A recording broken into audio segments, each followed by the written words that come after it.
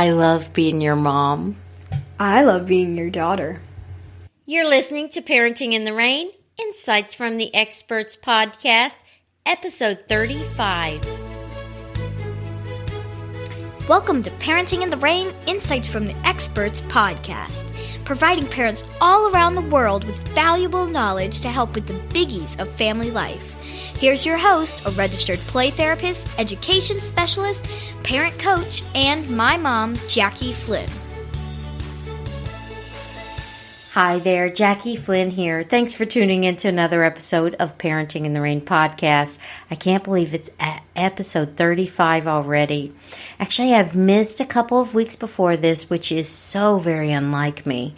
I'm usually right on the mark. I actually had a back injury, but I'm in recovery mode now. Everything's so much better. There is nothing like a back injury that can just kind of put the brakes on your life. Whatever you have planned is just kind of on pause until you get through that. But now things are so much better with the help of a chiropractor, an acupuncturist, a massage therapist, an amazingly supportive family. And now I'm on an exercise program, so I've changed a lot of things about my life since then. I'm not sure if it was connected, but it kind of gave me a wake-up call that, hey, this body that I'm in right now, I need it to work so that I can go on living a wonderful, productive, just kind of connected life. And I felt really disconnected when I was down with the back injury. Well, today's show is all about how to respond to an I hate you comment from your child. This can be a really, really tough issue, but it's also a really common issue. And a lot of parents that I talk to that have I hate you comments at them, they take it personally, and it really, really hurts.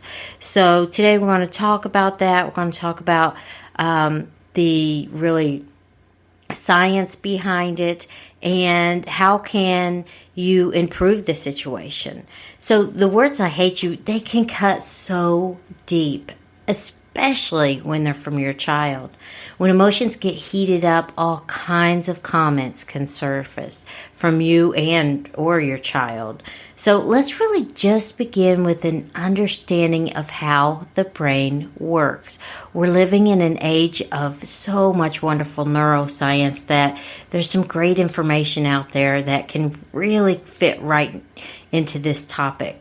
I love, love, love Dr. Siegel's handy model of the brain. You may have seen it. If not, I have a link to it in my show notes, or you can Google it. But it's just a real simple explanation of how the brain functions. It gives us a better understanding of how an I hate you can slip out. Especially from the people that you love. It can really throw you for a loop when you hear words like that. The good news is that there are things that you can do to help. Knowledge is a really big part of it. That's why I feel really passionate about putting this episode out here. When we get upset, our prefrontal cortex, and when you look at the handy model of the brain, he shows that through your four fingers. It's kind of hard to describe it through just words, so make sure you YouTube it. But the prefrontal cortex, where the higher level thinking happens, really just goes offline. And it's not functioning properly. And our decision making kind of gets hijacked by our emotions in the limbic system. It's just not functioning correctly. In other words, the child is really, really upset. And you already knew that, right? The moment that the I hate you slipped out, and maybe long before that. When children, really just people in general, are extremely upset, the prefrontal cortex that goes offline, which is that higher level thinking part of the brain, is referred to by Dr. Siegel as like flipping their lid. That's when they say and do things that are kind of based out of raw emotion, and it really doesn't go through their is this a good idea filter. So it's not something that they've thought through, and it brings me back to that Viktor Frankl quote of the space between the stimulus and the response. So they're not really thinking about the consequences. And if you think about it, children's brains are not fully developed until there's a little bit of leeway on the time that people agree on, about 21 to 24 years old. It's not fully developed. So really working with a developing brain and understanding that, and how the emotions really kind of impact the ability to say or do things that they really mean or don't mean. They may not even do stuff that's in their best interest, because that space between what they want to do and what they do is very, very short. So I'm also a marriage counselor, and I love being a marriage counselor. I'm trained in level 3 Gottman therapy, and I'm getting ready to move forward to certification to be a certified Gottman therapist. And that is such a wonderful type of therapy. I plan to have an episode on that as well in the future.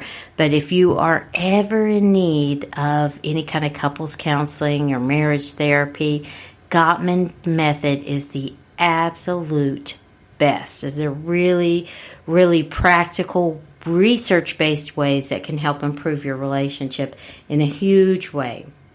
But through my marriage counseling work, we use a term called flooded. And basically it's the same thing. It's just another way of saying flipping your lids. And when people do and say things that a lot of times they regret in many instances. So just to kind of touch on the marriage counseling piece and how this is related, when the couples get flooded in session, I have them pause, and then I teach them to self-soothe so they can calm down and make the session more productive, but also learn that skill, kind of like a coping skill, to take back to their everyday life and really recognize those physiological responses of when their body is flooded, or, as we're talking about today, when their lid is flipped. Because when you're flooded or you flipped your lid, you really don't, you can say things that are really hurtful and really hard to forget by the other person, but they're not necessarily things that you mean.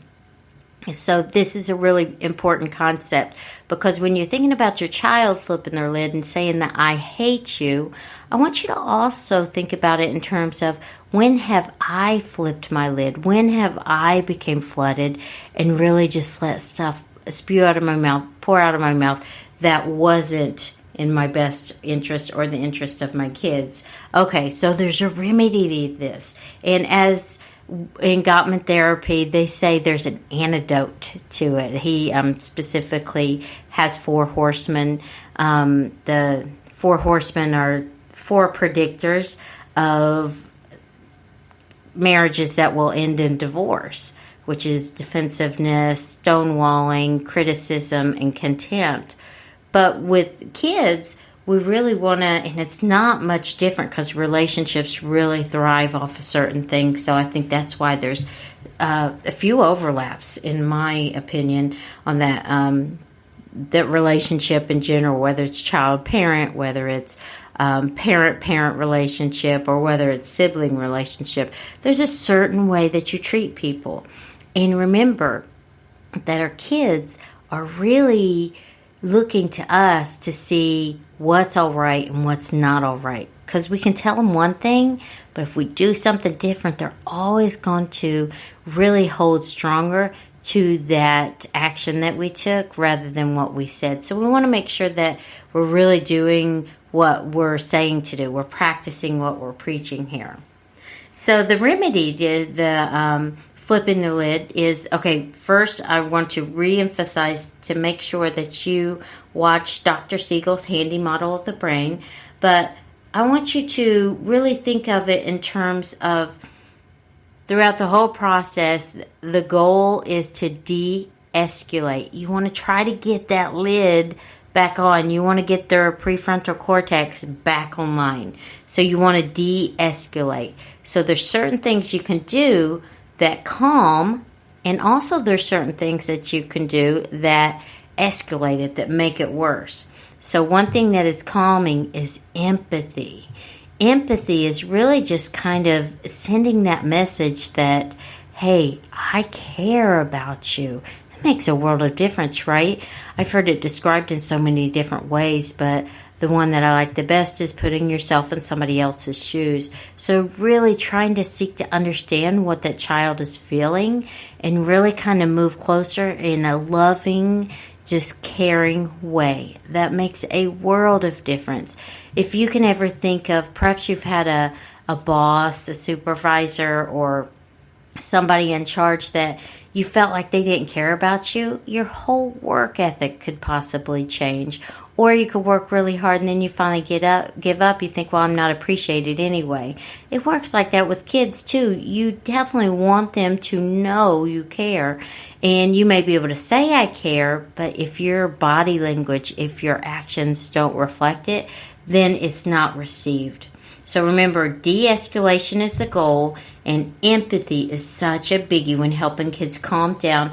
And also, one huge benefit of empathy is it helps preserve and strengthen the child-parent relationship. So you always want to have that in mind that, hey, I don't want to sever our relationship, whether they're young, 3 or 4, or whether they're 13 or 14, or 32 or 54. You want to make sure that you always hold true to your heart that my relationship with my child is important, and that can help you kind of come from a different place. So it may sound like this as the empathy comment.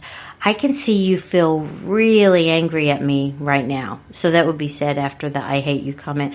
I could see that you feel really angry at me right now. And that's really important because it kind of connects and it gives your child the verbiage to use, even if you don't think that it's received or it's kind of shunned or they kind of act like they don't even hear you. It's a very important step because they most likely do hear you. And it's important to have your body language match your words so that it can really feel true. That true message of, I care about you and I love you.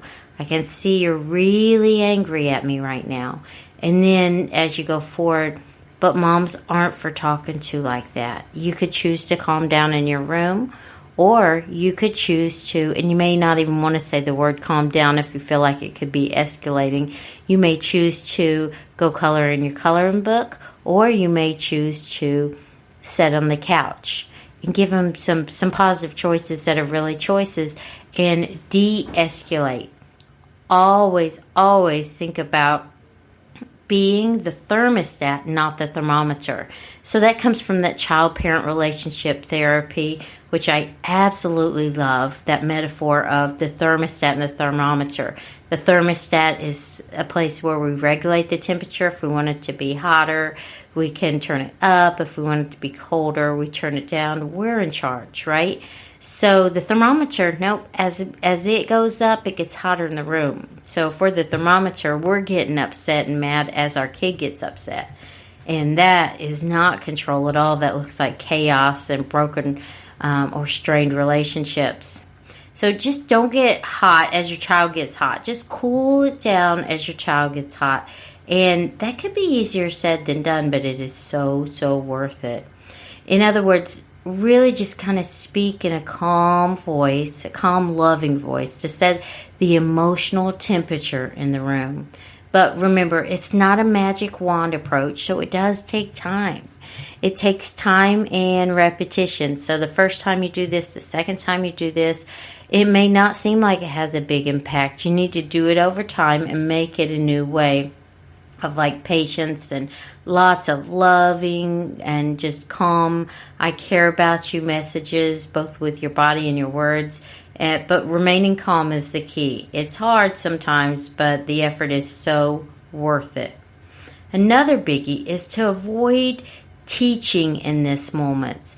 So in that child-parent relationship therapy, there's such a great rule of thumb that don't try to teach a child to swim while he is drowning. So you don't want to come up with a lot of you should this and you should that when their lid is flipped, when they're really upset, or right after they said I hate you and you're feeling upset, they're feeling upset. Really resist the urge to go into lecture mode. It can escalate in a very big way. If your child's thinking part of their brain isn't fully functioning, then your words are not only not being received, but they are likely to just make it worse. And remember, that goal is to de-escalate, to really get it at a calmer place. The processing of what's all right and what's not all right does need to happen, though. That conversation does need to take place, but it's not in the moment right after the I hate you came out. It is after everybody else is calmer. You're calmer, your child's calmer, and you really want it to be a way of helping them and not a way of shaming them. Shame can be so very damaging. It creates an inner thought about ourselves that not only sticks to that situation where it was created, but it can embed itself throughout all kinds of stuff. We call it generalizing, kind of like where it infiltrates into different parts of our life. So if the message is, you're bad for doing that, you're bad for saying you hate me, then their inner cognition, their inner thought about themselves may be, I'm a bad person.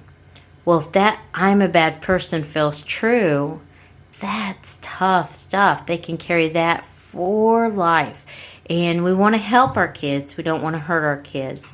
And knowing why those I hate you comments slip out can kind of give you some peace, not to take it personally, but also help your child grow in these moments and not hinder them or like make them pay for it for the rest of their lives with a real negative, I'm a bad person thought about themselves.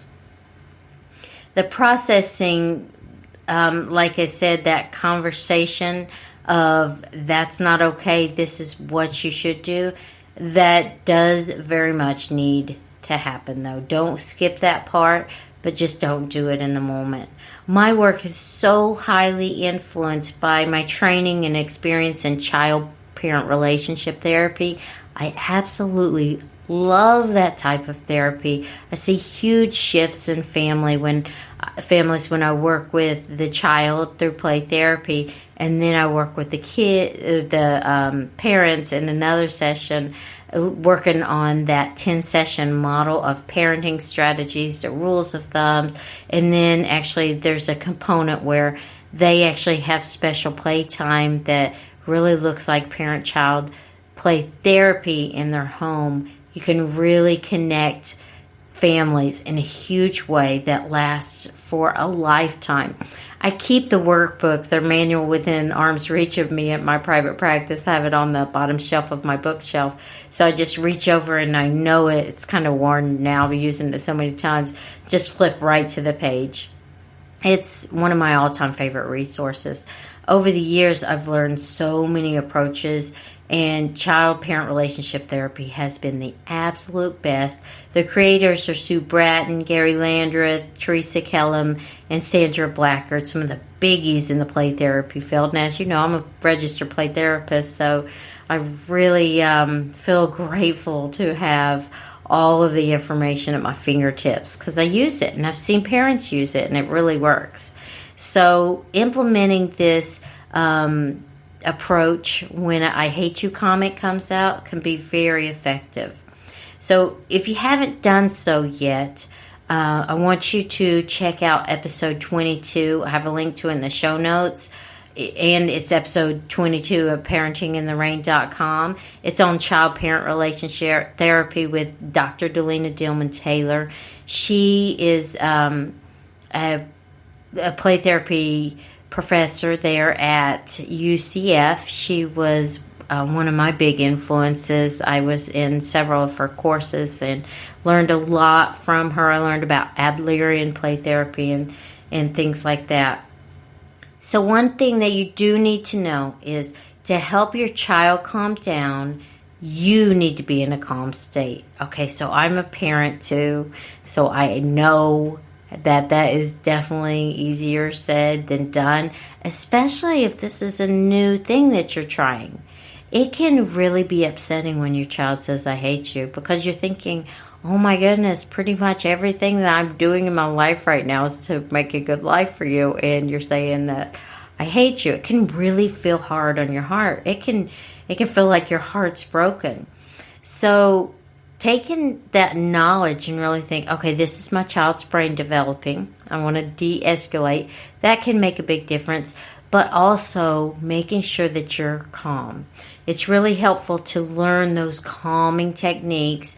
You learn them, both you and your child. So you don't want it to seem like, hey, I'm all-knowing, I'm the authority on this, and you need to use some calming techniques. Your kid's going to be like, well, what about you? You get upset as well. It's really good to learn them and practice them with your children and model for your children how you use them when you're in a calm state. When you have flipped your lid, or when your child has flipped your lid, it is not a time to really kind of teach those skills. It's best done when you're really already calm, and that way you can fully grasp how they work. So some of those calming techniques that I like is definitely your breath, the deep, slow belly breaths. There's lots of apps. I have the Breathe to Relax on my iPad that I've used in the school system. I've used with my clients in private practice. That one can really help you slow down, and it has great visuals. Also, the bunny sniffs are good. I learned about this in a EMDR class that was for helping children that have dissociative identity disorder or some kind of like trauma that's happened. They taught us a lot of calming techniques, and I thought I pretty much knew everything. But after that class, I was like, oh my goodness, I came away with so many tools. And one of them was the bunny sniffs. So what it is, it's like if you've ever seen someone, when they get really upset and they cry, they're like, they sniff, sniff, sniff, and then there's a big exhale, and then they sniff, sniff, sniff, and then there's an exhale. That's what bunny sniffs are. I think they're named after the bunnies just kind of sniffing around the grass. But I modeled that for a child and her parents, and she said, that's what it looks like when I cry. And I was like, oh my goodness, that's right. So it creates like a physiological override. Bunny sniffs are good. Butterfly hugs are good too. That's something that I used with my EMDR therapy clients. You have cross your arms over, and this is something that I'll put a link to in the show notes as well. But you kind of cross your arms like an X across your chest and touch either shoulder with your hand and slowly tap, alternating your hands, thinking of a calm place. So that one's a little bit higher level. It's definitely good if it's modeled for you. Also, double doodling with both hands is good. That really is adapted from my use of the labyrinth, which is in episode 34. If you haven't listened to that yet, that's an excellent way to calm down. It really connects your right and your left hemisphere, like in a way that can really help your brain function in a better way and help your lid to go back on or help your floodgates to close. All these different metaphors, but they all make sense.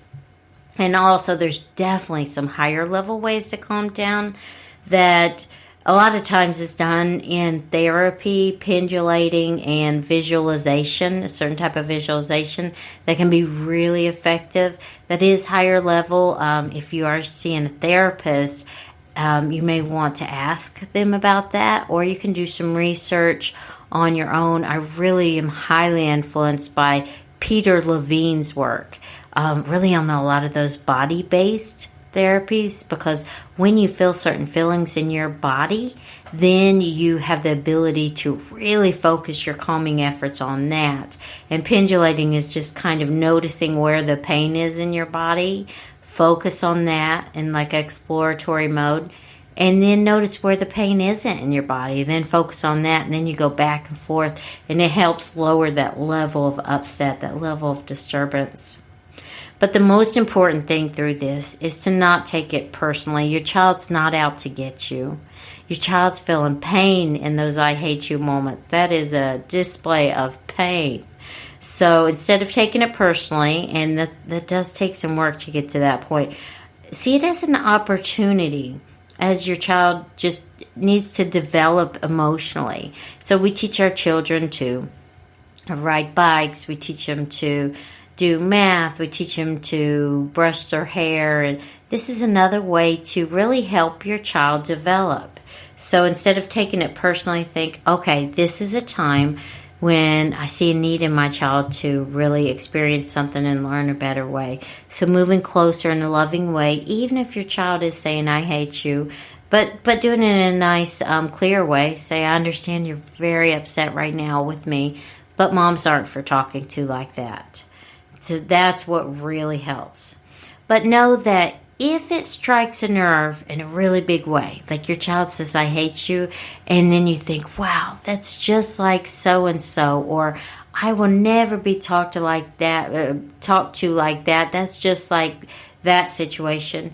Know that that's hitting a sore spot, and there's some areas that possibly need to be healed, that it may not be just the I hate you comment from your child that's hurting. It could be other times that are kind of embedded, your past is embedded in your present, that's leaving you feeling like I hate you really is like bringing your past to your present, and it could feel overwhelming. So if that happens, if it really hits a nerve of past pains or hurtful situations, then it may be beneficial to do some therapy work on a personal level, just to heal yourself so that you don't pass that pain on to your child. All right, so here is my daughter Angel and I modeling this for you through a little audio clip. You never let me do anything. I hate you.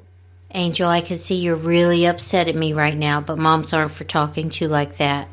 You can go to your room and take a break, or you can sit out here and choose to color. If you would like the show notes to this episode, visit www.parentingintherain.com. Also, check us out on Facebook. I have a Facebook community, parentingintherain.community.com, a wonderful group of people in there. Also, there's a page, Parenting in the Rain Podcast. You can just search it in Facebook. If you're an iTunes user, I would love for you to subscribe, rate, and review. I read every single review myself, and I really appreciate it. All right. Thank you so much for listening, and until next time, take care.